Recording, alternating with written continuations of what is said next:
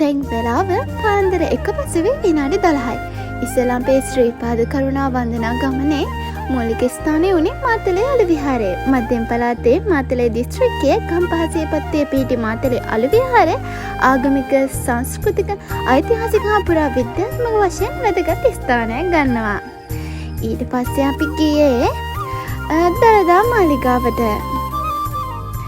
දළදා වහන්සේ යනුවෙන් සාමාන්‍යයෙන් හැඳින්වෙන්නේ ගෞතම බුදුරජාණන් වහන්සේගේ වම් දන්ත ධාතුන් වහන්සේ. වර්තමානයේ මේ තැන්පත් කරලා තියෙන්නේ නුවර දළදා මාලිගාවේ. ඉතින් මෙච්චර දවසක් දළදා මාලිගාවට ගියාට අද තමයි යන්නේ කෞතුකාගාරයට යන්න හම්බුනේ. ඉතින් මේ තියෙන්නේ කෞතුකාගාරයේ ෆොටෝස් කිහිපයක්. කෞතුකාගාරයේ චූටි ළමයට යන්න රුපියල් 30ක ටිකට් එකක්ද ලොකු කෙනෙකුට රුපියල් 50ක ටිකට් එකක්ද අය කර ගන්නවා. පාස යන ළමයෙක් නම් අනිවාර්යෙන්ම අරගෙන යන්න. ඊට පස්සේ අපි ගියේ ශ්‍රී දළදා මාලිගාවේ ඇත් රජුරුව ටික බලන්න. හස්ති මිත්‍ර සහසම්බන්ධතාවයේ ඕනතරම් වෙලාවක් බලා සිටීමට රුචි කරන හෙළ සංස්කෘතියේ ප්‍රබලානන්නතාවයකි. සිද්ධාර්ථ කුමාරෝත්පත්තිය සිදුවන්නේ සුදු ඇත්පටුවක මහාමායා දේවියගේ ගැබට ඇතුළු වන සිහිනයකිනේ. පාරමිතා පුරන බෝසත් කතා අතර අලියත්තුන්ගේ ආත්මයන්ද අලියත්තුන් දන් දීමේ ගුණයද හෙළවෙනවා. අලියා සහ මිනිසා අතර මෙරට පවතින බෞද්ධාගමික සහ සංස්කෘතික පසුතල සඳකට පහනේ හා පිත්තල කැටයමේ සිට ඇම්බැක්ක දේවාලේ දාරු කැටයම් දක්වා විහිදෙනවා. පන්සල් බිතු සිතුවමේ සිට රාජකීය මගුල්ලතු දක්වාම ඒ වාසනා ගුණය පැතිරී පවතිනවා. බලන්නකෝ ඉතින් ඒ ඇත් රජයගේ ලස්සන ශ්‍රී දළදා පෙරහැරේ සදාතුක කරඩුව වැඩම කිරීමේ සංස්කෘතික භාග්‍ය හිමිවන්නේ සද්දන්ත කුල ඇතකට පමණි. ඉතින් දළදා මාලිගාවට ගිහින් ඊට පස්සේ අපි ගියේ මාවස්ස කැලේ තමයි. ඉතින් අපි නාලා කාලා යන්න සරසනේ ශ්‍රීපාද කරුණාවට. ඉතින් මේ යන පාර බලන්නකෝ කොච්චර ලස්සනද කියලා. ඒ පරිසරය සෝභා ධර්මයේ කොච්චරනම් අපූර්වද. ඉතින් ඔන්න ඔය විදිහට අපේ කට්ටිය එකතු වෙලා උයන්න පටන් ගත්තා. ඔය බලන්නකෝ මං එනකොට ගහගත්ත ෆොටෝ ටිකක්. පිටිකේ ලස්සන බලන්නකෝ. අහස ඒ වගේම ගහකොළ කොච්චරනම් ලස්සනද.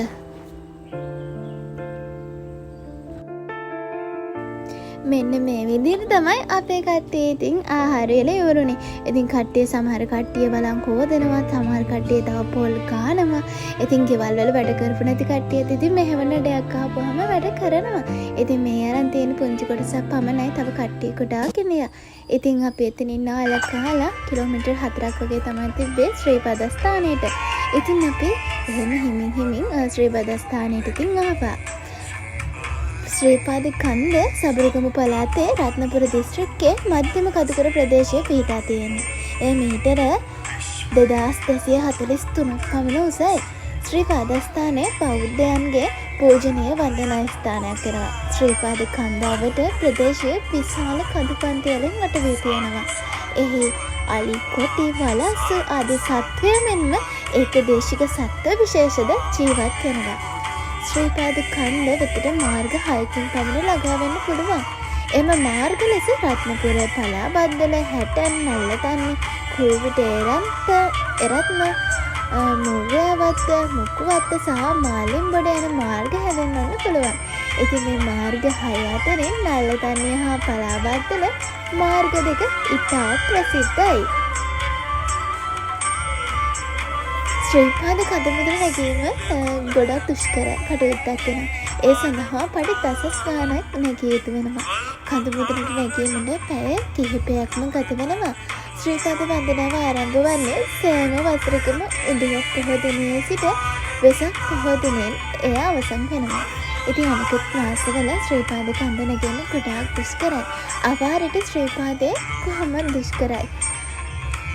ඒ මාසවලදී ශ්‍රීපාද කන්දට අධික වසි හැවෙනවා. සූලන් හා ගණ වේදුම් පවතිනවා. ශ්‍රීපාද කන්ද නැගීම හා බැඳුණු සම්ප්‍රදායික ක්‍රියාපිළිවෙත් පවතිනවා. පළමු වරට ශ්‍රීපාද නැගෙන වන්දනා කර කෝඩිකාරය රස හඳුන්වනවා. ඒකල සීතක කුල යනුවෙන් හඳුන්වන දොළ පහරෙන් නා ගන්න ඕන. ඉදිකටු පාන යන නමින් හඳුන්වන ස්ථානයේ ඉදිකටු හා නූල් සවි කර ගන්නවා. කන්ද නගින අතරතුර සදාවතුන් වේදික ජන කවි ගායනා කරනවා. ඉතින් තෙලුකෝඩු කිරිකෝඩු සියලු දෙනාටම ශ්‍රීපාදයේ වන්දනාමාන කරන්න ලැබෙන්න ඕනි කියලා මම නම් ප්‍රාර්ථනා කරනවා. මේ ඉතින් අපි උඩමළුවේ රෑ 10ට තිබ්බ පූජාව. ඉතින් අපිට ඒකටත් ඉන්න වාසනාව හම්බ වුණා. ඉතින් අපි 8:00ට විතර තමයි නැග්ගේ. ඉතින් 10 වෙද්දී අපි උඩ ඉඳියා. ඉතින් මේ තියෙන්නේ අපේ උඩමළුවේ සිට බැස්සේ ගොඩාක් සීතලයි. ඉතින් උඩමළුවේ මේ දවස් ඒ හින්දා අපි හෙමින් පල්ලෙහාට බැස්සා. මේ තියෙන්නේ ඉතින් උඩමළුවේ ඉඳලා ගත්ත පොඩි වීඩියෝ කොටස් කිහිපයක්. බලන්නකෝ අනේ ලස්සන සිතනම් කොච්චර පැහැදෙනවද. මේ තියෙන අපි ඇවිල්ලා ආයෙත් මවුස කලේට ඇවිල්ලා අපි නාන්න කන්න බොන්න එතන තමයි ආයෙ ඉඳියේ. ඉතින් එතකොට ගත්ත වීඩියෝ ටිකයි ෆොටෝස් ටිකකුයි තමයි ඉතින් මේ තියෙන්නේ.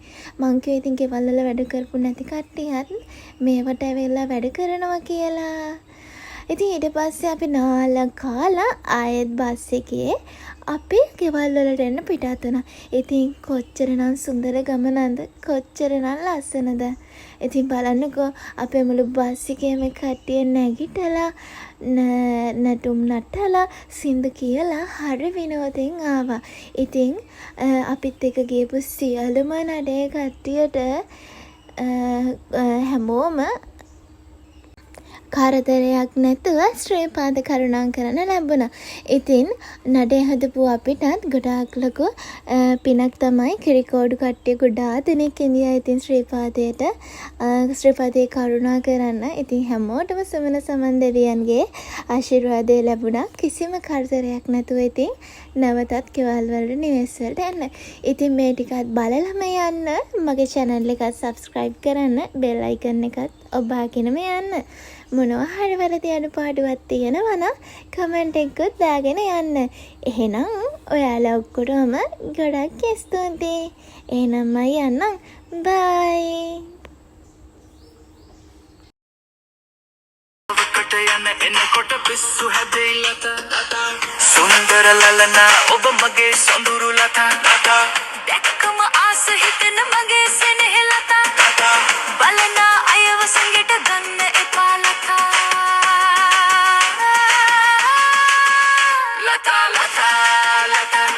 මගේ සෙනෙහ ලතා අඟර දමන ලතාවකට යන එනකොට පිස්සු හැදෙයි ලතා සුන්දර ලලනා ඔබ මගේ සොඳුරු ලතා දැක්කම ආස හිතෙන මගේ සෙනෙහ ලතා බලන අයව සංගෙට ගන්න එපා ලතා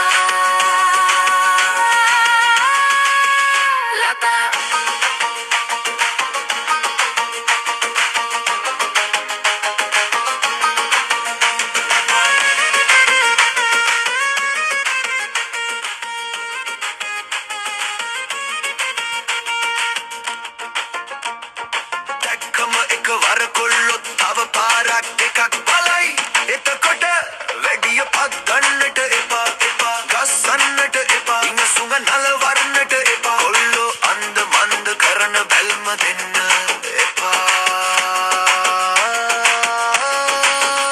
එපා ලතා මගේ සෙනෙහ ලතා අඟර දමන ලතාවකට යන එනකොට පිස්සු හැදෙයි ලතා